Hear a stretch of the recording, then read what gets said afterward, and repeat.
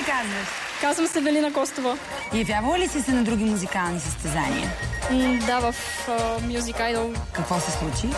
Ами, не бях подготвена в вокално отношение много добре и отидох просто на късмет тогава да участвам там. Защо мислиш, че този път ще успееш? Ами, през това време ходих на доста уроци, вокални школи и курсове и мисля, че съм по-добре подготвена. Заповядай.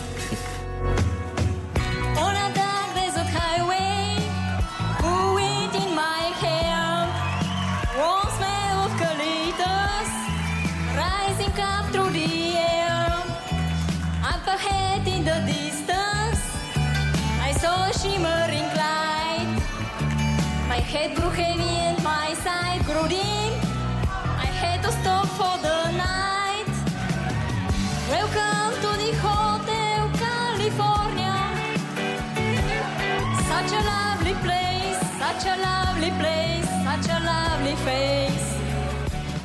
Велина, мила, не дей повече да се опитваш да пееш. Няма смисъл. Колкото и уроци да ходиш, това не може да бъде. Какво ти казаха от преподавателите? Ами казаха, че се справям добре.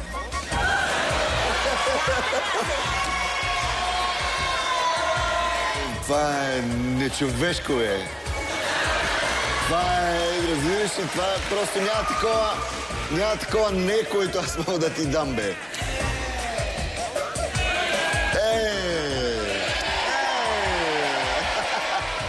Не.